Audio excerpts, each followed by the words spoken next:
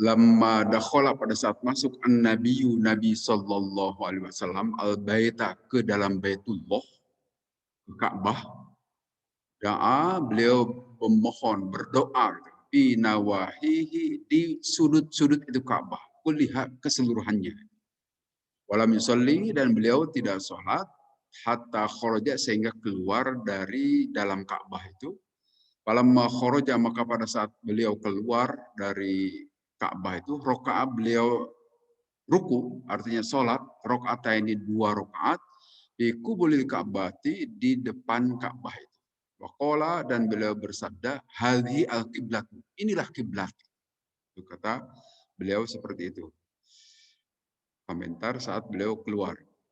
Hadis ini juga diriwayatkan oleh Imam Muslim selain dalam hadis Imam Bukhari.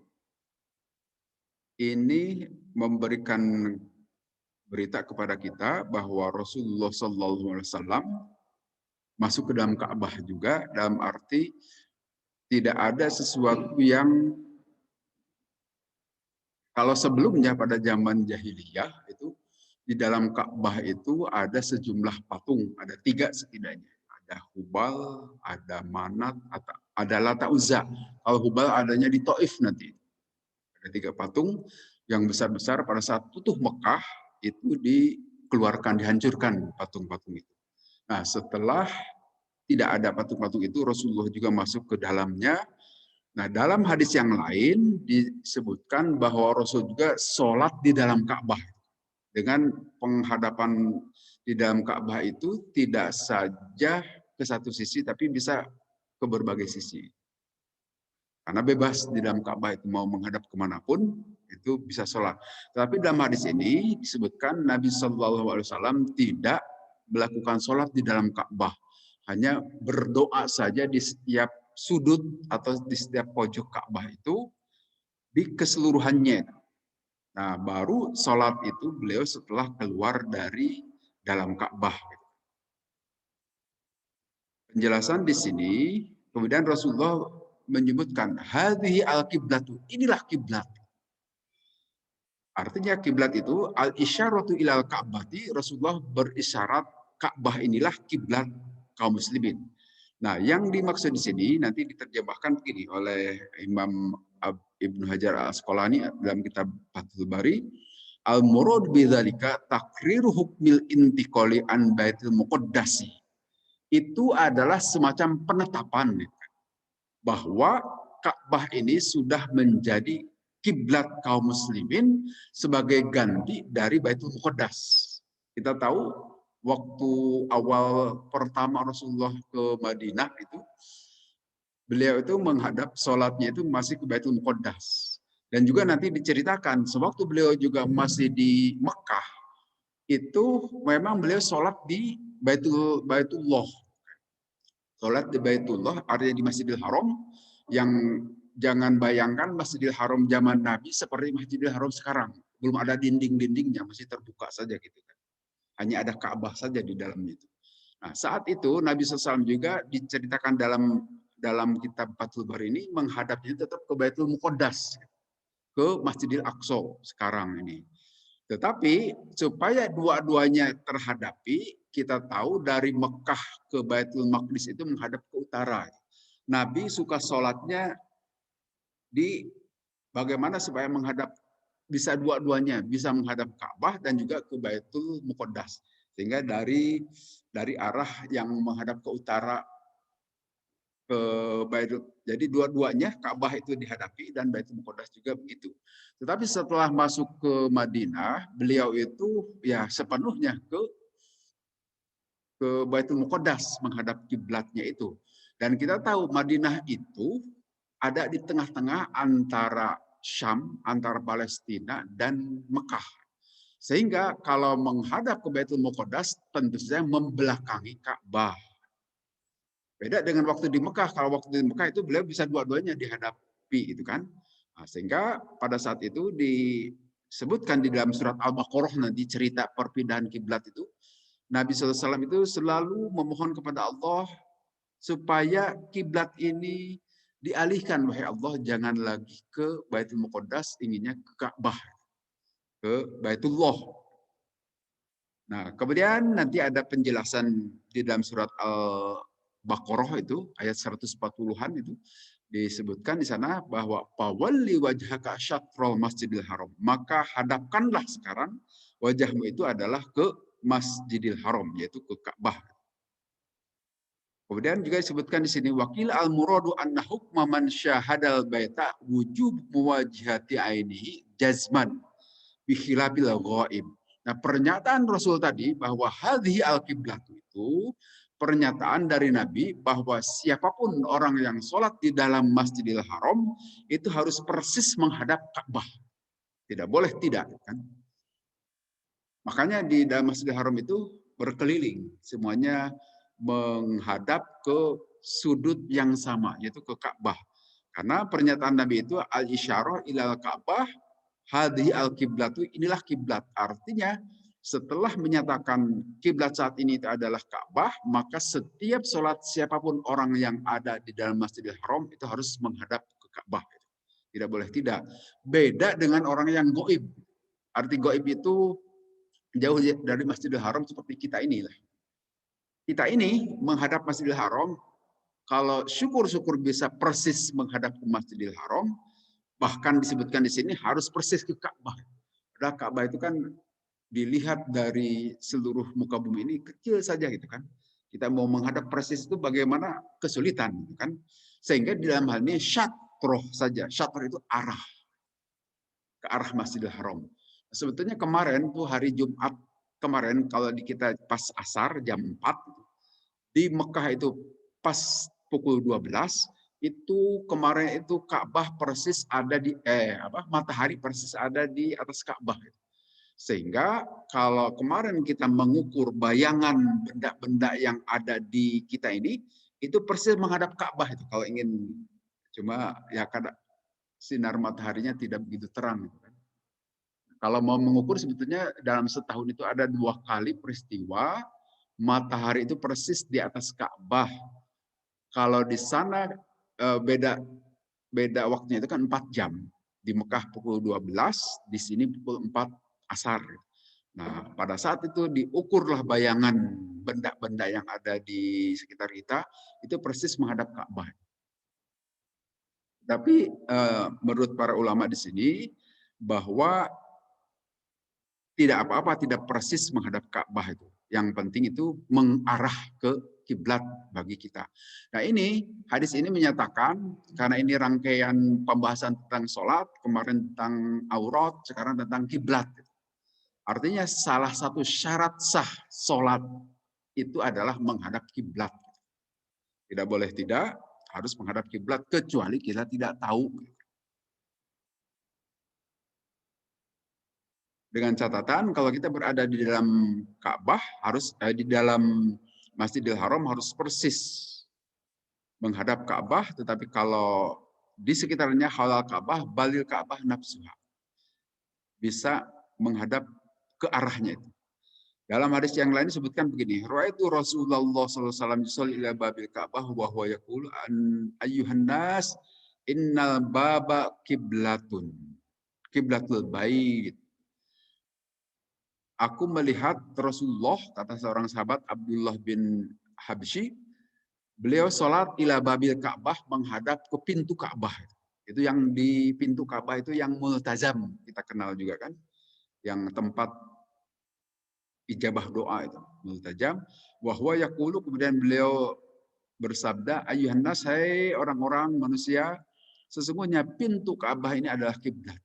Nah, sehingga sampai sekarang kalau imam di Masjidil Haram mesti di wilayah itu kan, di sekitar pintu Ka'bah itu.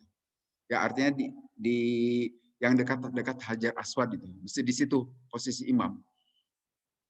Bisa diperhatikan pada saat sholat Jum'ah atau sholat tarawih itu kan, mesti imam itu di sekitar itu, imam Masjidil Haram. Termasuk yang kemarin yang diserang itu, ada tuh. Kemarin ada khotib sedang khutbah Jum'ah itu, mau diserang oleh salah seorang jamaah. Hanya hebatnya di Masjidil Haram itu, khotib itu ada penjaganya itu, ada pengawal di depan, sehingga begitu mau nyerang langsung ditangkap oleh pengawalnya. Nah, itu posisi imam khotib itu di sekitar pintu Ka'bah. Karena ini contoh Rasulullah SAW juga, beliau waktu itu sholat di dekat pintu Ka'bah dan menyatakan innal baba kiblatun. Pintu Ka'bah ini kiblat. Artinya jadikanlah tempat imam kalau sholat mengimami jamaah yang ada di sekitar Masjidil Haram. Kemudian di hadis berikutnya, Haddasana Abdullah bin Roja, Qala dan seterusnya dari Barro bin Azib radhiyallahu anhu. Karena ada Rasulullah SAW, sholat, beliau itu sholat nahwa Baitul Muqaddasi, menghadap Baitul Muqaddas, Masjidil Aqsa saat ini, sittata aw sab'ata asyara syahron, sekitar 16 atau 17 bulan. Wakana dan ada Rasulullah SAW itu yuhibbu menginginkan beliau ayyuwajjaha supaya dihadapkan oleh Allah kiblatnya itu ilal Ka'bah ke Ka'bah.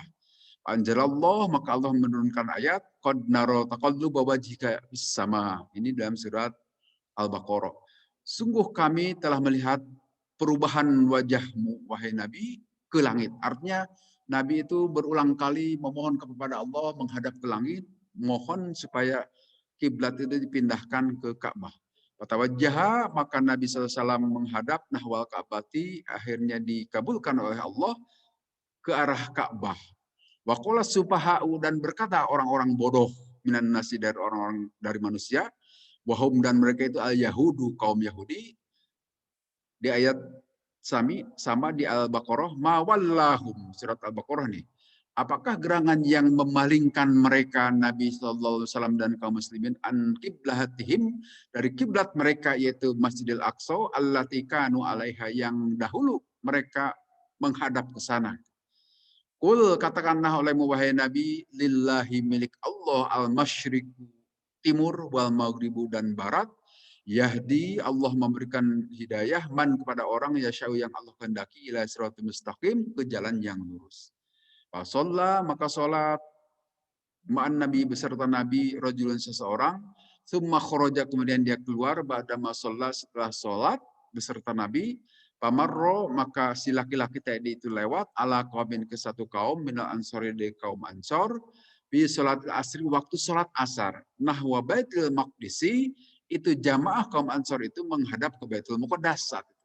Faqala, maka berkata huwa, itu si laki-laki tadi, yashhadu, menyatakan persaksiannya, annahu, bahwa dia itu telah sholat ma Rasulillah, beserta Rasulullah SAW, wa annahu, dan Rasul itu tawajjah, menghadap kiblatnya itu nahwal Ka'bati, ke arah Ka'bah. Fataharrafa, maka kaum Ansor yang sedang sholat itu juga mengubah kiblatnya itu hatta tawajjahu, sehingga mereka menghadap nahwal Ka'bati, ke arah Ka'bah. Ini menceritakan sejarah perubahan kiblat. Kita tahu Rasulullah SAW itu awal pindah ke Madinah selama 16 atau 17 bulan itu, beliau kiblatnya itu tetap masih ke Baitul Muqaddas, ke Masjidil Aqsa saat ini, atau di Palestina, atau dulu itu sebutnya kota Ilya. Sekarang kita sebut Yerusalem.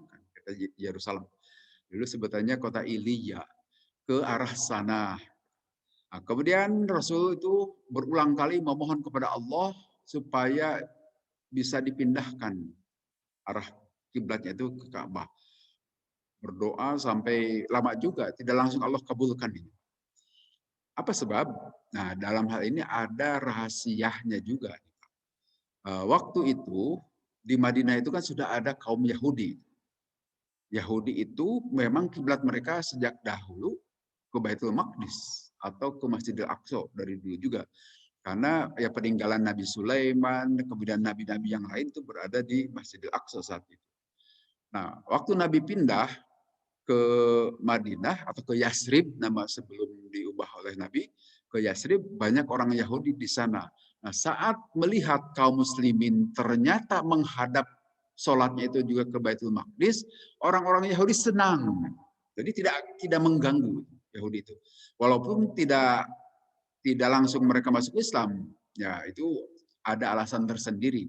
Tetapi setidaknya pada saat awal Nabi pindah ke Madinah, gangguan dari kaum Yahudi itu belum dimulai.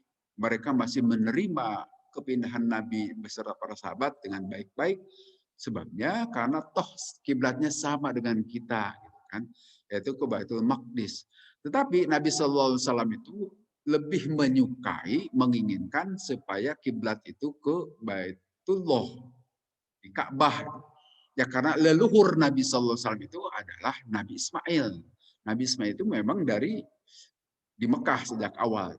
Sedangkan Baitul Maqdis itu sebetulnya itu juga dari leluhur Nabi, itu Nabi Ibrahim juga. Nabi Ibrahim yang nanti menurunkan sejumlah nabi dari Bani Israel itu yang nanti membangun Baitul Maqdis. Hanya Nabi itu lebih suka jika menghadap ke Ka'bah. Toh Ka'bah itu memang ada di kota Mekah dan lebih dekat. Dan lebih tahu Nabi keadaan-keadaan Ka'bah. Kemudian Nabi berdoa terus selama berbulan-bulan, tidak langsung Allah kabulkan, setelah kurang lebih 17 bulan baru dikabulkan oleh Allah Ta'ala. Nah, saat perubahan Ka'bah atau kiblat itu, orang-orang Yahudi membuat gosip, gitu. Mempertanyakan, loh apa gerangan yang menjadikan ini Nabi dan para sahabatnya itu mengalihkan kiblatnya itu dari Baitul Maqdis ke Baitullah. Dan itu kontras sekali kan. Kalau dari Madinah itu ke Baitul Maqdis itu ke utara menghadapnya, tapi kalau ke Ka'bah ke selatan. Jadi nampak sekali kelihatan kan. Kalau arahnya mirip-mirip mungkin tidak akan ribut. Nah, orang-orang Yahudi meributkan itu semua. Kenapa sekarang kok sudah pindah ke lain hati ini Nabi Muhammad dan para sahabat? Dulu masih ke Baitul Maqdis, sekarang sudah berubah ke Ka'bah. Menjadi ribut, maka istilah di sini dalam hadis wakolas supahau, berkatalah orang-orang bodoh, gitu kan, dari manusia, itu orang Yahudi. Dalam Al-Quran diabadikan oleh Allah, mawallahum an qiblatihim allati kanu 'alaiha. Apa gerangan yang menyebabkan mereka berpaling dari kiblat kita saat ini, gitu kan. Nah, jawaban Allah, kul, jawablah olehmu wahai Nabi, lillahil masyriq wal maghrib, milik Allah timur dan barat. Jadi mau kemanapun menghadap kiblat itu sama saja. Nah, ini juga yang menjadi jawaban bagi kita yang katakanlah dalam satu tempat tertentu datang waktu sholat, kemudian kita tidak tahu mana arah kiblat itu, maka sholatlah. Jangan gara-gara tidak tahu arah kiblat tidak sholat. Salat wajib itu kemanapun, karena kata Allah lillahil masyriq wal maghrib, milik Allah ke timur dan barat. Memang secara syariat syarat sah salat itu menghadap kiblat, tapi pada saat kita tidak tahu di mana arah kiblat itu, jangan tidak salat gara-gara itu. Salat saja kemana kita yakin bahwa kiblat ini ke sini. Kalau zaman sekarang saya kira tidak ada kesulitan, semuanya pada punya HP kan, itu ketahuan lah kiblat itu. Kalaupun kita berada di tempat yang hara-haraun gitu kan, pasang aja HP itu ketahuan. Ada kompasnya soalnya di HP. Jadi bukan alasan tidak sholat gara-gara tidak tahu arah kiblat. Memang itu salah satu syarat sah sholat menghadap kiblat. Nah, kemudian perubahan kiblat itu juga disebutkan di sini. Nanti sebetulnya ada cerita di bawah, terjadi di Masjid Qiblatain itu. Sampai sekarang kan Masjid Qiblatain itu ada di Madinah. Itu Qiblatain itu masjid dua kiblat. Pada saat itu Nabi SAW disebutkan dalam hadis sholat duhur atau sholat asar, beliau baru sholat 2 rakaat, kemudian ada perintah menghadap ke Ka'bah, langsung diubah itu kiblatnya. Nah, kita tahu kan waktu menghadap ke Baitul Maqdis ke utara, waktu menghadap ke Ka'bah ke selatan, berubah. Sehingga posisi imam yang tadi di depan ada di belakang. Maka saat itu imam itu berjalan ke depan. Kan? Begitu juga para sahabat yang tadinya tempat laki-laki, setelah itu harus di tempat perempuan, karena laki-laki harus ke depan. Si perempuan pindah. Nah, diceritakan di dalam kitab Fathul Bari, memang awal-awal sholat itu belum seperti sekarang ini. Jadi awal-awal sholat itu diwajibkan, jadi masih bebas gitu kan, pergerakan itu.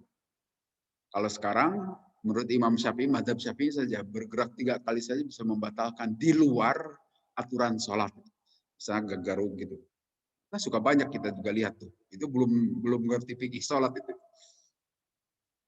Itu melebihi itu membatalkan menurut mazhab Syafi'i. Tapi kalau dulu itu ini katakanlah di sini imamnya itu Nabi sedang begitu harus menghadap ke timur, menghadap kan imam harus di depan, maka berjalan ke depan itu. Jadi kiblatnya di situ. Itu terjadi peristiwa itu di Masjid Kiblatain, Masjid 2 Kiblat yang sekarang ada masjidnya di Madinah. Yang kalau jamaah haji atau umroh mesti ziarah ke sana. Di sini diceritakan oleh Ibnu Abbas, pada saat Nabi SAW hijrah ke Madinah, beliau itu masih menghadap ke Baitul Maqdis. Kemudian Allah memerintahkan mengalihkan kiblat itu. Kira sudah dijelaskan situ. Wal jam'u bainahuma mumkinun ayyakuna amarallahu amaro sallallahu alaihi wasallam lamma hajaru ayyastamiru ala salati bil baitul muqaddas. Jadi menghadap Baitul Muqaddas itu sejak masih di Mekah. Hanya kalau di Mekah bisa di apa? Bisa diakali gitu. Kalau sholat di Masjidil Haram. Itu Ka'bah itu sekalian dihadapi oleh Nabi sambil menghadap ke utara ada di Baitul Muqaddas atau Masjidil Aqsa. Nah, begitu pindah ke Madinah, Nabi merasa rindu dengan Ka'bah, ingin pindah kiblat ke Ka'bah. Dan akhirnya ditetapkanlah sampai sekarang. Nah, ini juga satu ketetapan dari sisi hukum Islam. Kalau kita belajar usul fikih, kalau belajar usul fikih, ada yang kena nasih mansuh. Nasih itu yang menghapus, mansuh yang dihapus. Hukum-hukum yang berlaku di dalam ajaran Islam itu begitu.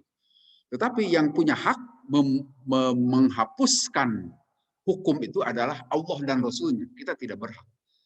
Ini supaya kita ketahui juga peristiwa nasakh mansuh ini awalnya kita menghadap ke kiblat itu ke Baitul Maqdis, kemudian dibatalkan, diamandemen lah kalau istilah sekarang. Tetapi yang berhak mengamandemen itu hanya Allah dan Rasulnya. Ka'bah itu dijadikan kiblat baru. Nah, itu dalam ilmu usul fikih disebut nasakh mansuh. Dan bukan hanya itu saja, banyak ilmu nasakh mansuh itu. Seperti persoalan ziarah. Waktu di Mekah itu dilarang ziarah ke kubur itu. Tapi setelah di Madinah dibolehkan, silahkan. Dibatalkan hukum ziarah itu, jadi boleh. Dan banyak hal yang lain lagi itu yang terkait dengan ini melahirkan ilmu-ilmu baru dalam hajanah keilmuan Islam. Salah satunya ilmu nasakh mansuh. Kemudian kita lihat penjelasan yang lain di sini bahwa peristiwa terjadinya perubahan kiblat itu ada yang menyebutkan pada saat sholat asar, ada juga pada saat sholat duhur. Ada 2 penjelasan di sini. Kemudian di dalam penjelasan yang lain disebutkan begini, wa yuqalu zaro, dikatakan bahwa berziarah, melakukan kunjungan maksudnya, an-Nabi sallallahu alaihi wasallam Umma Bashar bin Al-Barro ke Ummu Bashar bin Barro. Di Bani Salamah, di Bani Salamah. Pasonaat, maka itu Ummu Bashar itu masaklah mungkin gitu. Lahu untuk menyambut Nabi to'aman dengan masakan. Wahanat dan pada saat itu sudah mendekati ad-duhru, waktu duhur. Pasolla maka sholat Rasulullah SAW biasa dengan para sahabat Nabi. Rok'ataini 2 rakaat. Suma amaro, semua umiro kemudian diperintahkan Nabi. Pastadaro maka beralih arah. Yang tadinya menghadap Baitul Maqdis, sekarang ke Baitullah. Ila Ka'bah, ke Ka'bah, wastakbala al-mizab, sumya masjid kiblat. Nah, ini peristiwa masjid kiblatain tadi itu begini.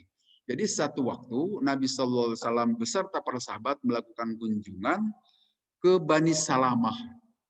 Masjid Kiblatain juga sekarang berada di Bani Salamah. Itu keturunan Salamah di situ.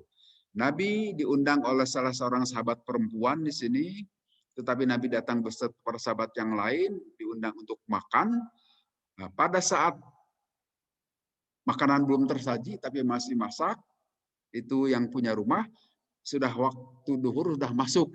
Nabi waktu itu melakukan sholat di area itu. Jangan bayangkan juga sudah berupa masjid, belum. Itu masih tanah terbuka lah pasti. Masih dalam tanah terbuka, Nabi SAW sholat. Kemudian pada saat itu baru 2 rakaat sholat duhur, kalau dalam keterangan ini sholat duhur. Baru sholat 2 rakaat sholat duhur, sudah ada perintah dari Allah supaya menghadap ke Baitullah. Nah, saat itu Nabi mengubah arah, artinya kan 180 derajat itu, jadi balik kanan. Balik kanan, Nabi menghadap ke selatan, tadinya menghadap utara. 2 rakaat berikutnya Nabi selesaikan dengan menghadap ke Ka'bah. Nah, dengan catatan tadi, berarti dari depan sini jalan dulu. Karena imam harus ada di depan. Itu terjadi peristiwa perubahan arah kiblat itu di Bani Salamah yang sekarang diabadikan, dijadikan monumen masih berjalan, itu Masjid Kiblatain, Masjid 2 Kiblat. Disitulah Nabi SAW sholat. Kemudian di hadis berikutnya, Haddatsana Muslim dan seterusnya dari Abdurrahman dari Jabir.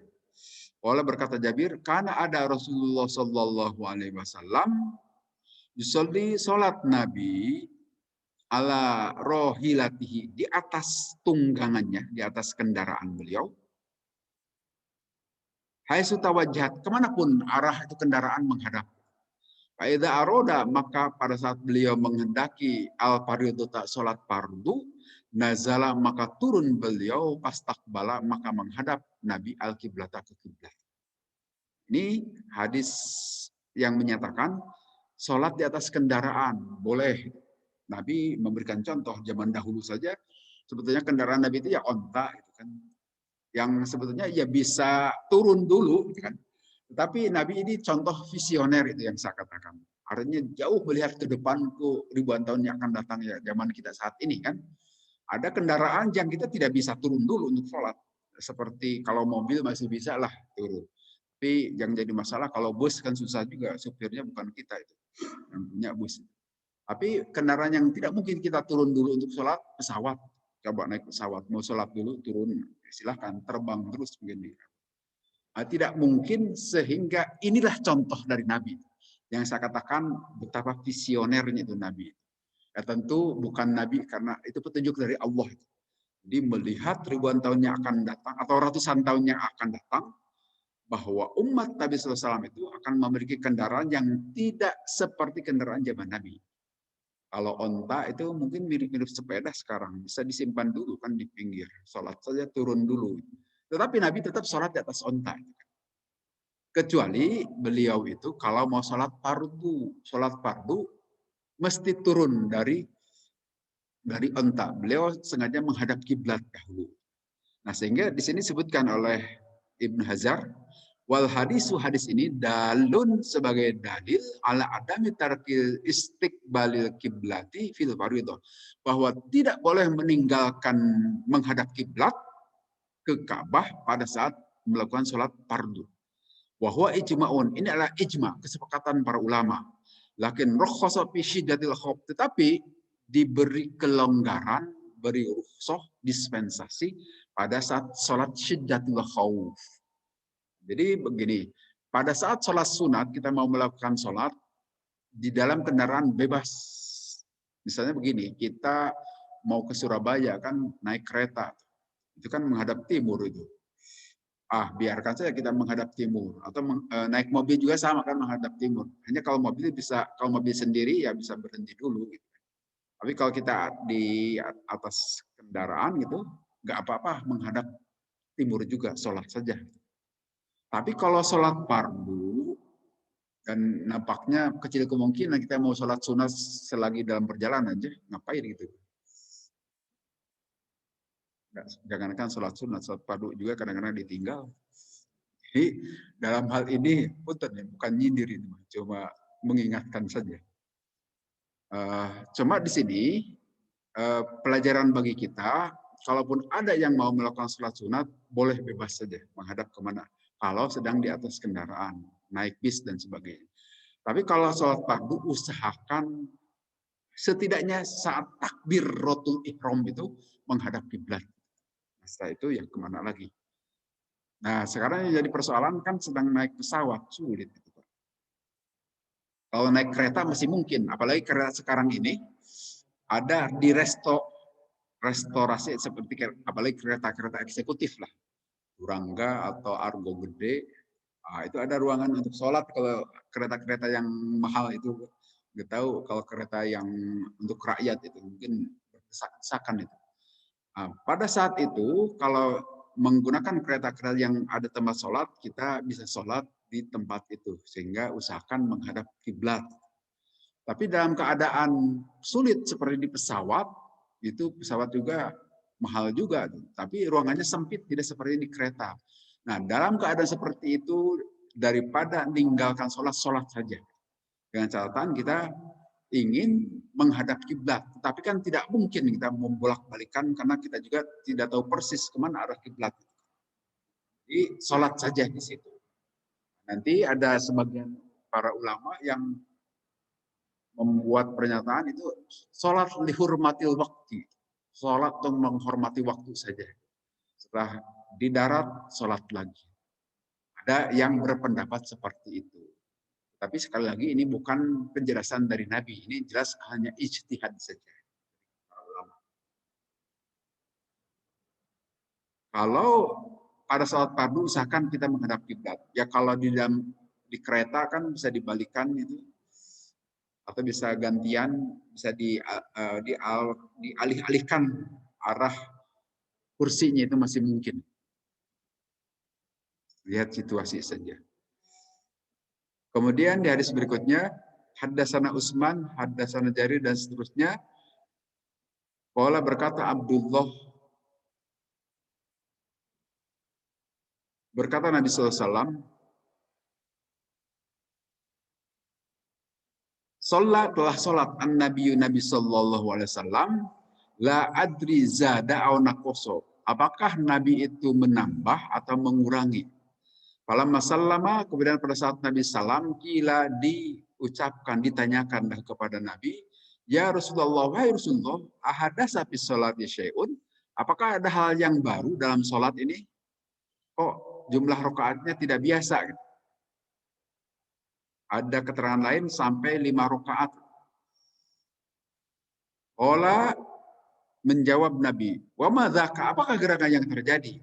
Qalu, kemudian para sahabat menjawab, sholaita kadza wa kadza. Engkau sholat begini, begini ya Rasul. Gitu.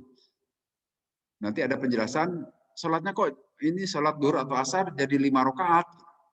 Pasana, maka saat itu Nabi SAW menegakkan rijlaihi, dua kaki beliau, wastaqbala, dan menghadap al-qiblat ke kiblat, wasajada, dan Nabi sujud sajadataini, dua kali sujud, summa sallama, kemudian salam.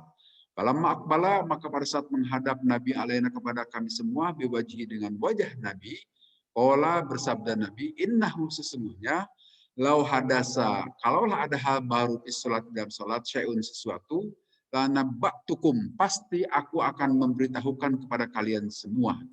Walakin innama ana, tetapi sesungguhnya aku ini basyarun, hanyalah manusia, mislukum, sebagaimana kalian juga. Ansa, aku bisa lupa, kama tansauna, sebagaimana kalian bisa lupa. Faida nas itu, maka apabila aku lupa, padat kiruni, maka ingatkanlah oleh kalian terhadap aku ini. Faida syakka, dan apabila ragu-ragu, ahadukum, salah seorang di antara kalian, di sholati, di dalam sholatnya, apakah 3 rakaat atau 4 rakaat, falyataharra, maka hendaklah tentukan as-shawaba, yang benar. Pilih saja 3 atau 4 rakaat. Falyutimma, kemudian dia harus menyempurnakan alaihi, dengan keraguan sholatnya itu. Summa liyusallim, kemudian dia harus salam, mengucap salam, sumayasjudu, kemudian sujud sajadata ini 2 kali sujud. Itu yang maksud sujud sahwi. Hadis ini menjelaskan perihal sujud sahwi yang tetap harus menghadap kiblat. Karena kita cerita tentang menghadap kiblat. Diceritakan begini dalam hadis ini, para sahabat sholat beserta Nabi Sallallahu Alaihi Wasallam. Tetapi saat itu Nabi itu melebihi rokaat sampai 5 rokaat. Para sahabat ya ikut saja terus, kan? Karena imamnya 5 rokaat ya makmum juga ikut saja 5 rokaat. Nah, kemudian setelah selesai sholat, para sahabat bertanya, loh, wahai Rasulullah, memang sekarang sholat itu diubah jadi 5 rakaat gitu kan? Kata Nabi, siapa bilang? Tidak ada, tetap tidak ada perubahan apapun. Sholat duhur ataupun asar itu tetap 4 rakaat. Tapi engkau tadi kok jadi sekian rakaat Rasul gitu. Jadi 4 rakaat. Maka pada saat Nabi menghadap ke arah kiblat, menegakkan duduk seperti duduk iftirosh gitu kan, ayat awal. Saat itu Nabi langsung melakukan sujud sahwi. Nah, kemudian Nabi setelah sujud sahwi menginformasikan kepada para sahabat, kalaulah ada aturan baru dalam sholat, tentu saja akan aku beritahukan kepada kalian. Ada, aturan itu tetap sama. Nih.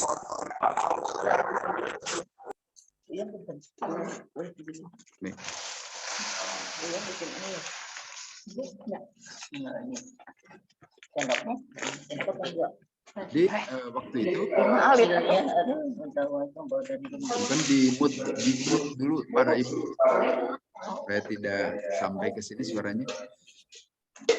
Kemudian Nabi SAW itu memberitahukan kepada para sahabat, kalaulah ada seseorang di antara kalian yang pada saat sholat itu ragu, bisa saja merasa sudah 4 rakaat, tapi bisa juga 3 rakaat.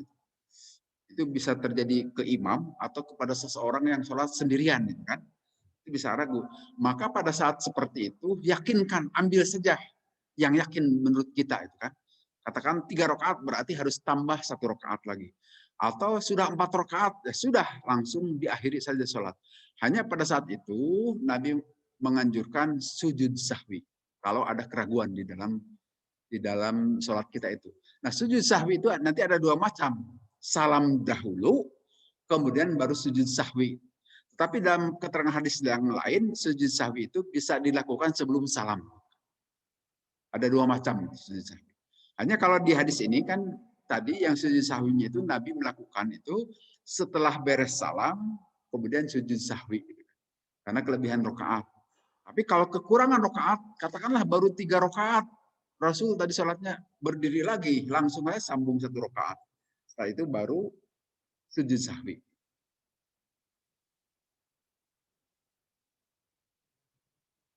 Nah, ini dalil ala jawazi wuqu'is sahwi minal anbiya'i alaihim assalam. Jadi para nabi juga manusia biasa. Artinya bisa lupa juga. Nah, ini contoh nyata bahwa nabi itu bukan malaikat. Nabi itu adalah manusia seperti kita saja. Bedanya beliau itu diberi wahyu. Nah, memang ini kesengajaan juga dari Allah. Karena umatnya itu bisa saja pada lupa pada saat sholat. Nabi juga disengajakan oleh Allah lupa untuk memberikan contoh hal ini. Karena menurut para sahabat yang lain tidak boleh Nabi lupa. Tidak mungkin katanya Nabi itu sebagai seorang yang lupa. Ya, dalam hal ini tentu saja dipelihara oleh Allah Nabi untuk dari lupa ataupun dari salah menentukan sesuatu hal.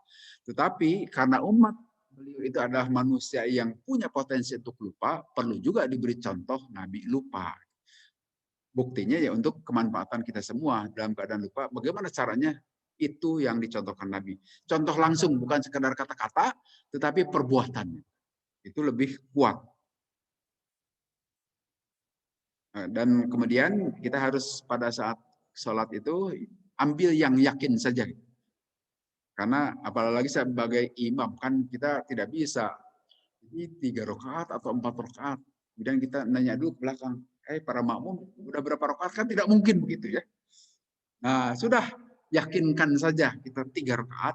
Nah, berarti kalau kita yakin 3 rakaat, tambah saja. Padahal sebetulnya udah 4 rakaat, jadi 5 rakaat kan.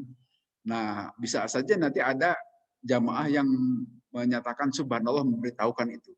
Nah, berarti itu kelebihan 1 rakaat. Maka sujud sahwi saja setelah itu. Kemudian di hadis berikutnya, haddatsana Amr dan seterusnya, ini bab terkait dengan persoalan kiblat juga.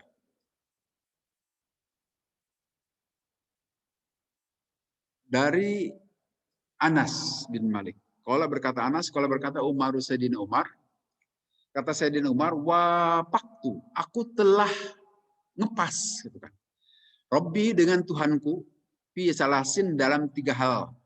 Fakultu, saya pernah berkata, ya Rasulullah, ya Rasulullah, lawit takhoda min maqami Ibrahim musalla. Mengapakah tidak dijadikan itu maqam Ibrahim itu tempat sebagai tempat sholat? Panazalat, maka akhirnya Allah merestui usulan Sayyidina Umar dengan menurunkan ayat wattakhidhu min maqami Ibrahim musalla. Jadikanlah itu maqam Ibrahim itu sebagai tempat sholat. Itu yang pertama. Yang kedua, wayatul hijab, ayat hijab. Artinya ayat supaya para istri Nabi menutup diri dari para sahabat yang lain, dari sahabat laki-laki. Kultu, saya berkata, ya Rasulullah, ya Rasulullah, lau amarta nisa'aka, kalaulah engkau perintahkan istri-istrimu itu supaya memasang hijab pada saat bertemu, berbicara dengan kaum laki-laki. Karena di antara mereka itu ada yang baik, ada juga yang jelek. Pada jalat, maka turunlah ayat di surat Al-Ahzab yang menyuruh para istri Nabi pasang hijab kalau bicara dengan laki-laki lain. Kemudian yang ketiganya, wajatama'a, telah bersekutu, berserikat, gitu kan, berkumpul di saun Nabi, para istri Nabi, filogi roti, dalam hal kecemburuan alaihi, terhadap Nabi.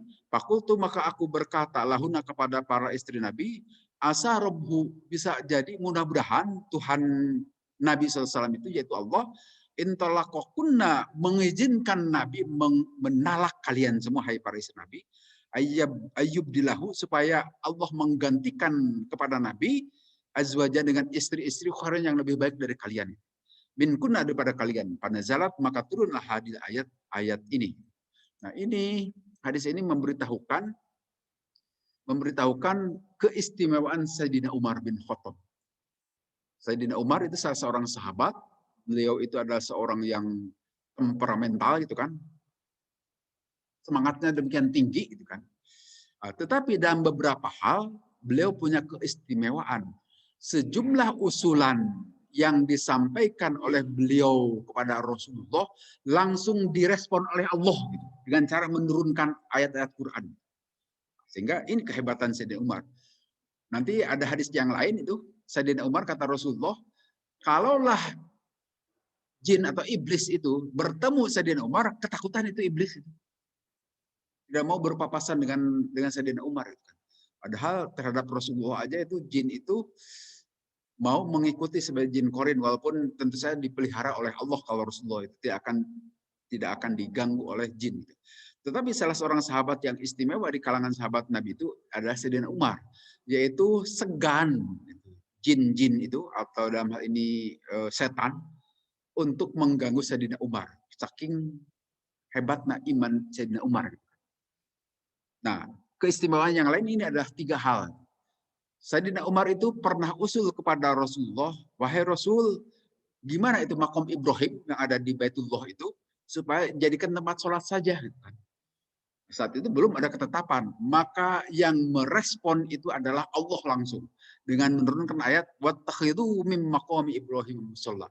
Maka sampai sekarang makam Ibrahim itu merupakan tempat yang sangat disunatkan setelah kita selesai melakukan tawaf. Bahkan di luar tawaf juga silakan pakai sebagai tempat sholat sampai saat ini. Itu berawal dari usulan Sayyidina Umar. Dan terkait dengan usulan yang berikutnya, yaitu Sayyidina Umar itu mengusulkan kepada Nabi, wahai Rasulullah, engkau itu istri-istrimu itu sering juga berbicara dengan para sahabat laki-laki. Dan kita tahu kan, di sekitaran Masjid Nabawi itu ada suppah, ashabus suppah. Subah itu semacam koridor masjid yang ditempati oleh para sahabat Nabi yang tunawisma, tidak punya rumah, kan? Tidak punya rumah sehingga menempati koridor belakang masjid Nabi sebagai tempat tinggal mereka. Padahal istri-istri Nabi itu kan ada di sekitar masjid juga, rumahnya di sekitar itu. Nah, kalau mereka itu ashabus sufa itu adalah orang-orang baik. Tetapi yang suka bertandang bertamu ke rumah Nabi itu tidak hanya orang-orang baik kan. Ada juga orang-orang jelek akhlaknya, misalnya orang munafik dan sebagainya. Maka saat itu Sayyidina Umar usul kepada Nabi, Rasul bagaimana supaya tidak langsung berbicara itu istri-istri Nabi itu dengan para sahabat. Maka saat itu Rasulullah atau Allah dalam hal ini langsung menurunkan surat di dalam salah satu ayat dalam surat Al-Ahzab yang mewajibkan kalau para istri Nabi itu berbicara dengan laki-laki lain harus menggunakan tirai, tabir. Jadi tidak boleh langsung bicara ketemu seperti kita saat ini. Itu khusus untuk istri-istri Nabi. Jadi selain pakai kerudung begitu, juga kalau bicara itu harus pakai hijab. Dalam hal ini mungkin tirai lah hijab yang dimaksud. Itu usulan Sayyidina Umar sebetulnya awalnya dan dikabulkan oleh Allah. Yang ketiga, usulan Sayyidina Umar itu saat itu para istri Nabi itu suka sekarang itu ngerumpi mungkin begitu ya, kumpul para istri beliau itu dalam hal menceritakan Nabi lah gitu. Ya maklum bagaimanapun ada sisi-sisi yang mungkin kurang dan sebagainya. Itu Nabi juga kan manusia biasa. Ada hal-hal yang tidak menyenangkan bagi para istri mereka. Sehingga di antara para istri itu melakukan ngerumpi. Nah, Sayyidina Umar tahu. Karena salah seorang istri Nabi itu putri beliau, Siti Hafsah kan. Bisa saja Sayyidina Umar tahu dari putri beliau itu Siti Hafsah. Di antara para istri Nabi itu bersekongkol menceritakan hal-hal yang tidak baik tentang Nabi. Maka saat itu Sayyidina Umar berkata kepada istri-istri Nabi, jangan begitu kalian, itu Rasulullah. Bagaimanapun beliau itu adalah Rasulullah, utusan Allah yang langsung diangkat oleh Allah, tidak boleh tidak sopan kepada Rasulullah.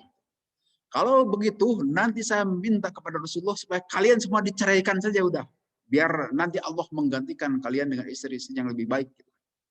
Dan itu langsung Allah menurunkan ayat di dalam surat Al-Ahzab perihal itu. Yang menyatakan kalau kalian tidak suka kepada Rasulullah, nanti Rasul disuruh menceraikan kalian. Kalau ada yang kurang-kurang yang kalian terima. Nah, ternyata dilakukan audiensi lah oleh Rasulullah dengan para istrinya. Dan para istri itu, wah tidak mau diceraikan. Coba dengan presiden saat itu. Siapa yang mau diceraikan seorang presiden, kepala negara satu. Walaupun kepala negara zaman Rasulullah tidak seperti kepala negara saat ini kan, bergelimbang kemewahan atau penghormatan dan sebagainya. Nah, saat itu adalah apa usulan Sayyidina Umar itu direspon oleh Allah. Sehingga itulah keistimewaan Sayyidina Umar. Ada kelebihan-kelebihan. Dan tidak hanya ini saja, nanti terkait dengan urusan-urusan yang lain juga itu dibenarkan oleh Allah. Ijtihad Sayyidina Umar. Sampai Nabi nanti memberikan pernyataan begini, Iqtadu billadaini Abi Bakrin wa Umar. Ikutilah oleh kalian dua sahabatku yang paling dekat, yaitu Sayyidina Abu Bakar dan Sayyidina Umar. Sehingga kita melakukan sholat, kalau ada sholat tarawih sampai 23 itu adalah contoh dari Sayyidina Umar. Silahkan, itu tidak dilarang oleh Nabi. Walaupun kalau kita lebih milih yang 11 saja lah. Kita kan kaum minimalis dalam hal kewajiban, kan?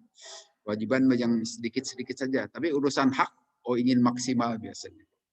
Itu perilaku umumnya manusia itu. Kemudian kita lihat di hadis berikutnya, Haddasan Abdullah bin Yusuf dan seterusnya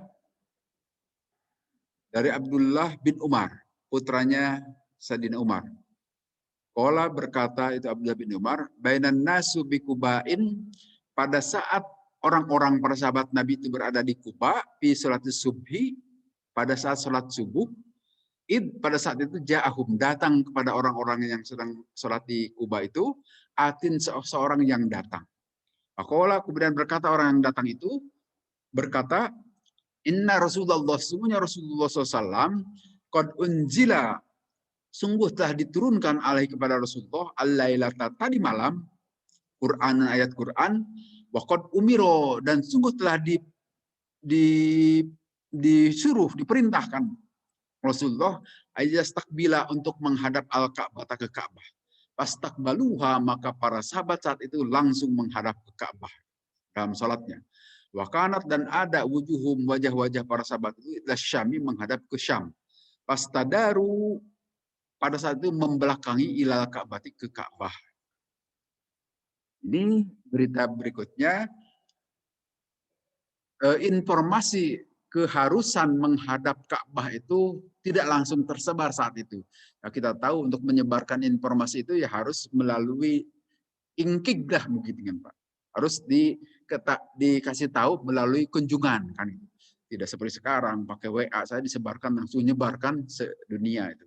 Saat itu berita tentang harus menghadap ke Ka'bah itu tidak langsung merata. Nah, pada satu waktu di Kuba, kita tahu Kuba itu adalah masjid pertama yang dibangun oleh Rasulullah. Begitu beliau tiba di Madinah. Ya sebelum ke Madinah di Kuba dulu. Dan beliau membangun masjid di situ. Kemudian pada satu waktu disebutkan sejumlah sahabat yang ada di Kuba sedang melakukan sholat subuh. Mereka masih menghadap ke Baitul Maqdis. Pada saat itu tiba-tiba datang seseorang sahabat yang telah mengetahui bahwa kiblat itu harus berpaling atau mengubah ke arah ke Ka'bah. Nah, diberitahukanlah bahwa telah turun perintah dari Allah untuk menghadap ke Ka'bah. Maka para sahabat langsung mengubah arah Ka'bah. Yang saat itu kita tahu dari Madinah ke Baitul Maqdis itu ke utara, kalau ke Ka'bah ke selatan, berubah 180 derajat. Nah, ini informasi, hadis ini memberikan informasi bagi kita, pelajaran bagi kita. Jadi memang informasi itu kalau dari orang yang bisa dipercaya, terimalah informasi itu. Contohnya seperti apa? Seperti awal bulan Ramadan, seperti hilal kan? Kan tidak semua orang memiliki kemampuan, keahlian melihat hilal. Jadi tidak perlu semua orang, wah saya sudah menyaksikan hilal tanggal 1 Ramadan atau tanggal 1 Syawal. Cukup saja dengan persaksian dari salah seorang. Nah, yang dalam hal ini sekarang di negeri kita dilembagakan melalui lembaga departemen atau Kementerian Agama. Nah, Kementerian Agama ini memerintahkan kepada sejumlah pihak untuk menyaksikan hilal, maka persaksian dari mereka itu cukup bagi kita. Tidak perlu masing-masing kita mengetahui bahwa telah tanggal 1 Ramadan, atau telah tanggal 1 Syawal, atau nanti tanggal 10 Dzulhijjah misalnya. Artinya, dalam hal kita membutuhkan informasi yang belum tentu semua orang mengetahui dengan baik secara pribadi-pribadi, cukup dari salah seorang saja mewakili kita dalam menerima informasi tadi.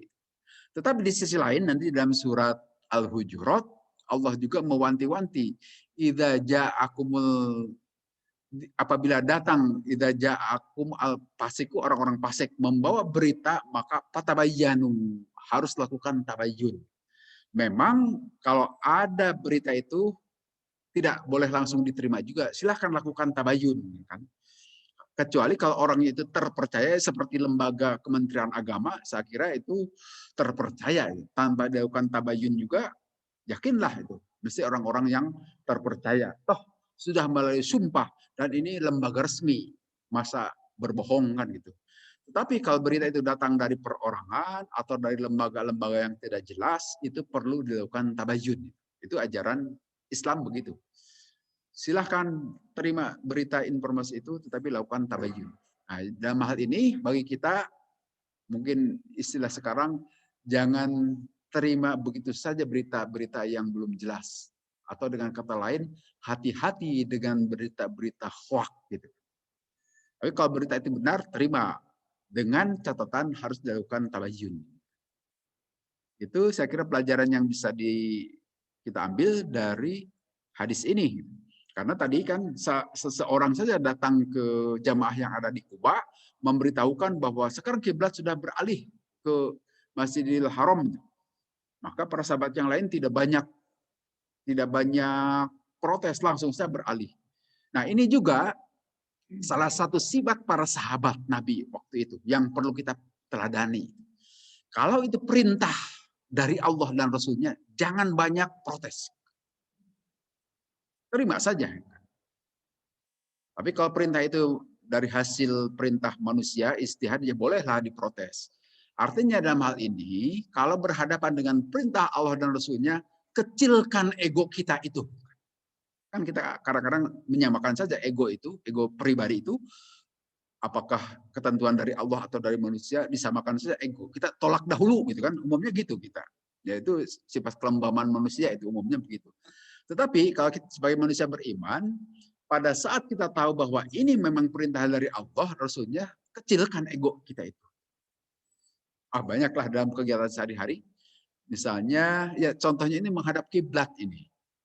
Jangan banyak protes bertanya ini. Kalau itu sudah perintah Allah, itu mutlak ketaatan kita itu. Kan dalam Quran juga, atiullah wa ati rasul. Taatlah kepada Allah dan taatlah kepada Rasul. Tetapi kalau ke ulil amri tidak menggunakan kata-kata atiu wa ulil amri minkum, dan kepada mereka yang memegang urusan di antara kalian. Taati juga. Tetapi nanti ada penjelasan hadis Nabi, la ta'ata li makhluqin fi ma'siyatil khaliq. Tidak boleh taat kepada makhluk, termasuk pada yang memerintah kita juga, jika itu bertentangan dengan perintah Allah. Artinya ketaatan kepada manusia itu sifatnya relatif, bergantung. Kalau tidak terkait dengan atau bertentangan dengan perintah Allah, tidak perlu kita taati. Tapi kalau kepada Allah dan Rasulnya itu ketaatan kita mutlak, harus. Nah, kadang-kadang kita sulit membedakan ini. Sulit membedakan, sehingga kita tetap memasang ego kita sama saja. Kan? Nah, baiknya, ya sebagai contoh begini, sering saya contohkan dengan hal kecil saja. Seperti contoh kecil di sini juga kan menghadap kiblat, itu para sahabat begitu langsung memutar ke arah Ka'bah. Kalau itu perintah Allah, toh ini memang perintah Allah kan itu. Tidak banyak protes. Termasuk pada saat diharamkan itu khamar, minuman keras.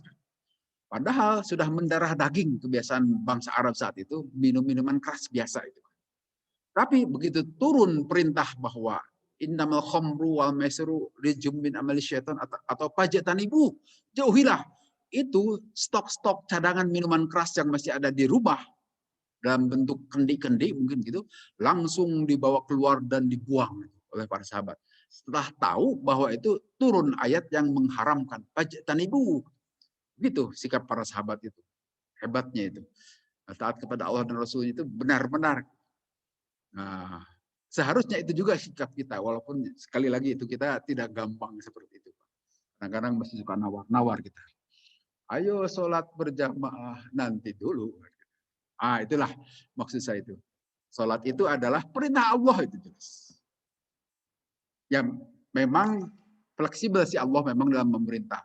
Hanya kita harus mengerti teori optimalisasi. Optimal. Memang seperti perintah sholat itu, waktu sholat itu panjang seperti waktu Isya itu mulai habis maghrib sampai menjelang subuh, panjang. Jadi bebas sebetulnya mau dikerjakan kapan. Tetapi itu ada saat-saat optimal, saat-saat yang ingin kita maksimal. Optimal itu mungkin maksimal, mungkin minimal. Tetapi itu yang paling baik. Jadi belum tentu maksimal, belum tentu minimal, tetapi yang paling baik. Nah, tentu keadaan optimal itulah yang harus kita usahakan sebisa-bisanya. Sebisa-bisanya waktu optimal itu atau kesempatan optimal itu sebisa-bisanya. Tetapi kalau tidak bisa optimal, silahkan pilih cara yang lain seperti sholat fardu. Paling optimal itu adalah awal waktu di masjid berjamaah, paling optimal. Tapi kalau tidak bisa itu nggak apa-apa juga, silahkan lakukan.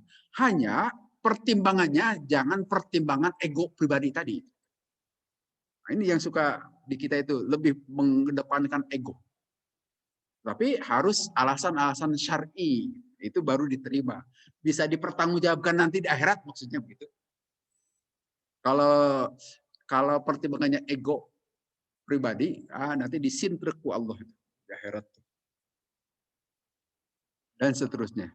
Ini beberapa hal yang bisa kita ambil dari hadis yang ini. Kemudian kita lanjut ke hadis yang berikutnya.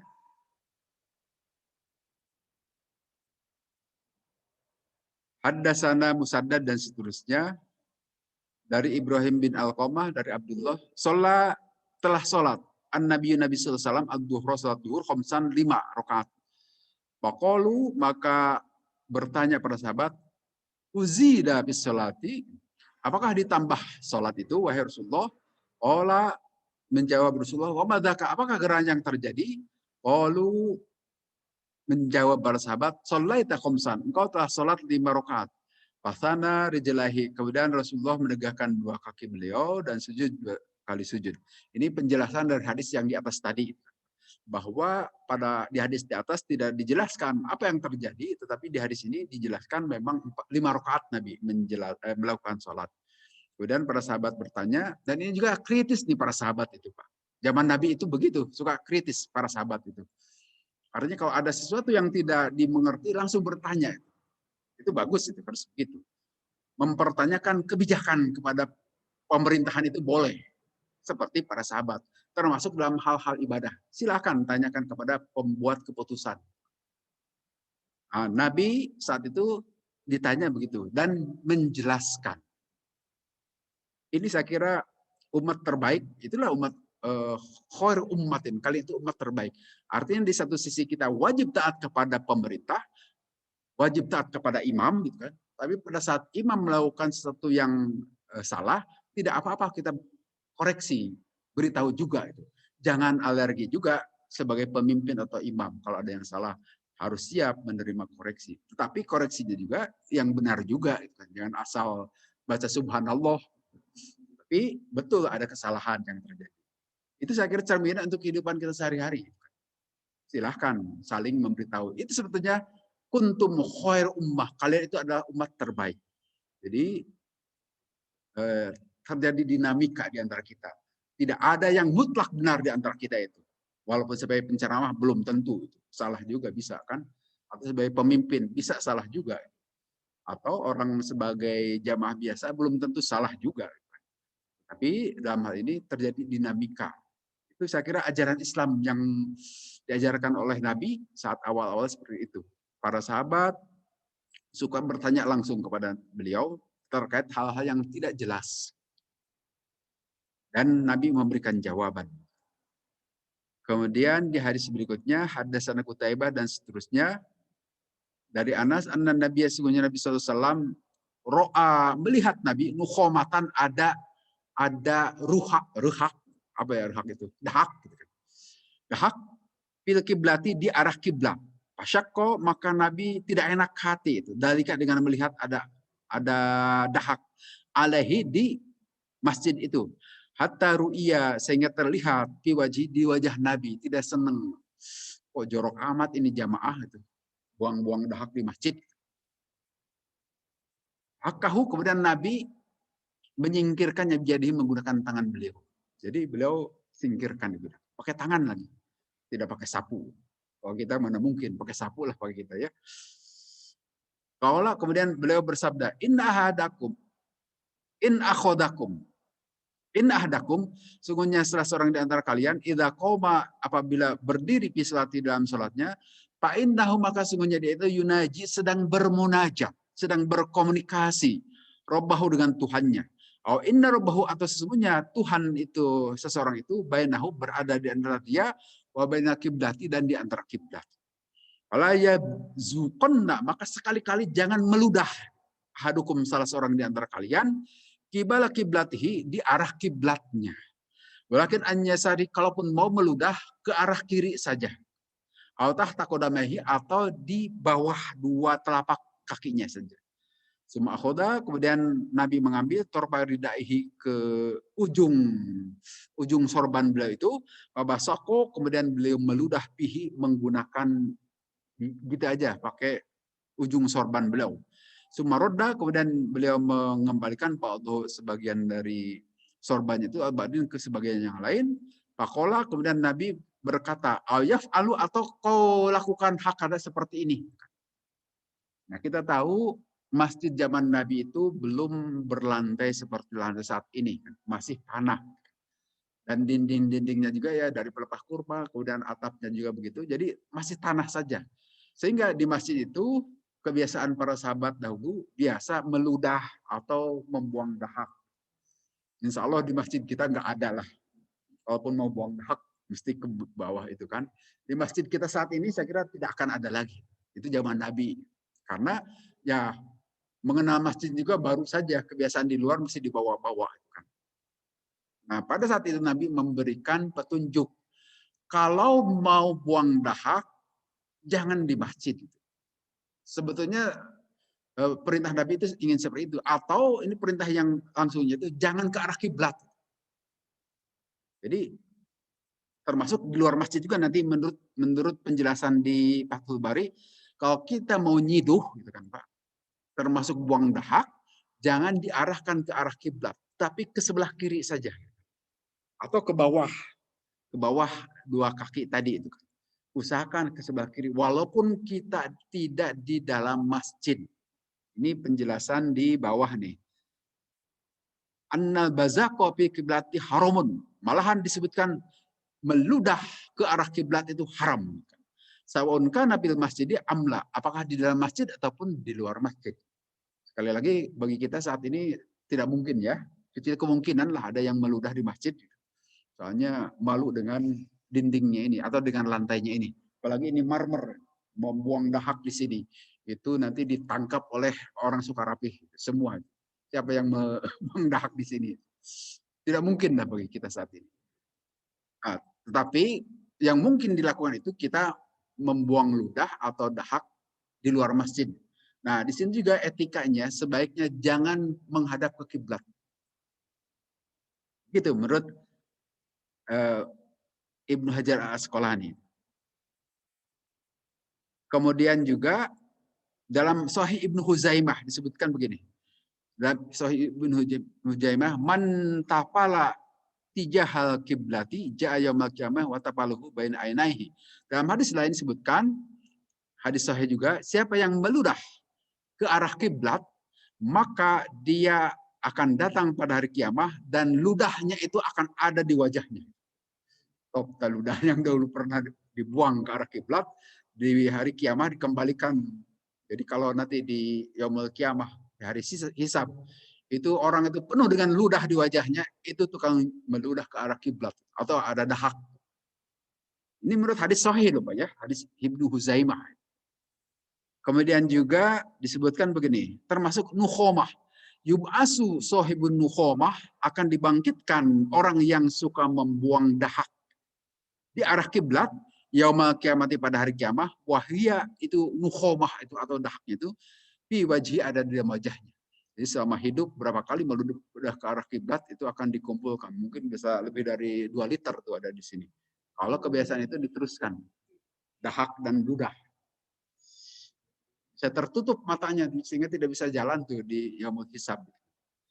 Ini hadis-hadis sahih loh Pak ya. Jadi ini juga pelajaran bagi kita, maka pernah saya sampaikan nanti memang hadis secara langsung tidak ada. Termasuk kalau kita katakanlah pun seperti tadi nangjar itu jangan ke arah kiblat. Jadi ke arah sana atau ke sana. Tapi kalau ke arah kiblat, termasuk ini juga. Ini hadisnya ini kan seperti sepele itu meludah, apa sih urusannya meludah gitu. Tapi Nabi memberikan petunjuk seperti ini. Jangan ke arah kiblat. Gitu. Jadi dalam beberapa hal soal etika demikian dijunjung dalam berislam. Jadi bagaimana pula kalau kita suka membuang sampah sembarangan. Oh, itu lebih tidak boleh. Apalagi menyebabkan banjir. Main buang sampah di selokan saja, musim hujan nanti membanjiri orang lain misalnya. Itu tentu saja ajaran Islam demikian perhatian dengan hal-hal lingkungan. Kemudian di hadis berikutnya, An Abdillah bin Umar ini. Anna Rasulullah, sungguhnya Rasulullah SAW, ro'a melihat Rasul busokon. Sama ini, ludah juga, piji dari kiblati, ada di dinding di arah kiblat. Hakahu, maka beliau membersihkan, Membersihkan hakka itu artinya mengurut karena sudah kering gitu kan. Jadi ngeruk lah. Maka mengeruknya Rasulullah dari ludah itu atau dahak di sini. Sumakbala kemudian beliau melihat atau menghadap kepada orang-orang. Qala kemudian Nabi bersabda, "Idza kana apabila ada ahadukum salah seorang di antara kalian yusolli salat, fala yabsuk maka janganlah meludah qibala wajhi ke arah wajahnya. Fa innallaha karena sesungguhnya Allah qibala wajhi seolah-olah ada di depan wajahnya. Idza shalla apabila sedang salat. Jadi tidak sopan karena kita sedang menghadap kepada Allah, meludahi Allah. Kira-kira seolah-olah meludahi Allah gitu kan. Tidak pas gitu kan. Sebaiknya jangan meludah ke arah kiblat atau buang dahak atau kalau bersin bagaimana bersinnya? Sebaiknya ditutup bersin juga. Ya, kalau bersin mau tidak mau kita sedang menghadap kiblat kan itu. Tetapi ditutup. Ya kalau sekarang sudah pakai masker kan ya. Itu pakai masker lah. Paling tidak supaya virus coronanya tidak berterbangan gitu kan. Biar dimakan sendiri lagi aja gitu kan, masuk lagi. Aman. Kemudian di hadis berikutnya, haddatsana dan seterusnya dari Siti Aisyah, anna Rasulullah sungguhnya Rasulullah SAW ro'a melihat Rasulullah piji dari kiblah sama nih. Rasulullah melihat ada dahak di kiblat, di arah kiblat. Kemudian Rasulullah membersihkan dengan cara dikerik gitu kan. Karena sudah mengering. Hadis terakhir, haddatsana Musa bin Ismail, akhbarona dan seterusnya dari Anda Abu Hurairah, sesungguhnya Abu Hurairah Abu Sa'id dan Abu Sa'id haddatsahu telah bercerita kepada dua orang sahabat ini, Abdurrahman, anna Rasulullah sesungguhnya Rasulullah SAW sama ro'at telah melihat Rasul nukhomatan dahak biji dari masjid ada di dinding masjid, patanawala kemudian Rasul mengambil hasotan itu kerikil gitu, maka beliau mengeriknya menggunakan kerikil tadi. Aqala kemudian Rasulullah bersabda, idza tanakhoma apabila berdahak kalian, ahdukum salah seorang di antara kalian, fala yatanakhomanna maka sekali-kali jangan mengeluarkan dahak. Itu kibala wajhi ke arah wajahnya, artinya ke arah kiblat di sini. Wala an yaminhi juga jangan ke sebelah kanan. Wal yabsuk maka hendaklah dia mengeluarkan itu an yasari ke sebelah kiri atau tahta qadamihi atau di bawah kedua kakinya. Al yusra yang kiri. Jadi etika kita meludah, saya kira mungkin ini hal baru ini Pak ya. Hal baru yang kita ketahui, ya bisa saja juga ada yang sudah tahu sebelumnya. Kalau kita meludah ke sebelah kiri. Walaupun nanti setelah pengajian ini kita lupa lagi, begitu di jalan ludah lagi sebreng aja. Memang ini kalau sudah dikasih tahu udah usia-usia seperti kita ini suka lupa itu. Tapi boleh saja diajarkan kepada anak cucu kita ini, Pak. Itu lebih lama itu ingatan mereka itu supaya kalau meludah ke sebelah kiri, walaupun di luar masjid atau di dalam jamban juga supaya jadi kebiasaan dan jangan diarahkan ke arah kiblat. Ini etika yang seolah-olah itu sepele itu, tapi ternyata memiliki dampak yang baik juga untuk kedisiplinan sebetulnya bagi kehidupan kita saat ini. Dan dari sini kita bisa melihat untuk soal dahak dan ludah saja begitu ada aturannya. Bagaimana pula kalau kita itu persoalan sampah tadi itu kan suka seenaknya buang bekas kursi di mana saja gitu kan. Buang sampah-sampah besar seenaknya aja gitu, di tempat itu yang kadang-kadang itu di tempat-tempat sampah itu banyak hal gitu tanpa koordinasi dengan tukang sampah seenaknya, sehingga orang yang beriman tidak akan begitu mestinya karena urusan kecil-kecil saja tadi demikian perhatian, ada etikanya, apalagi urusan-urusan besar. Itu saja mungkin salah satu hikmah dari apa yang disampaikan oleh Nabi melalui hadis-hadis beliau ini. Saya kira itu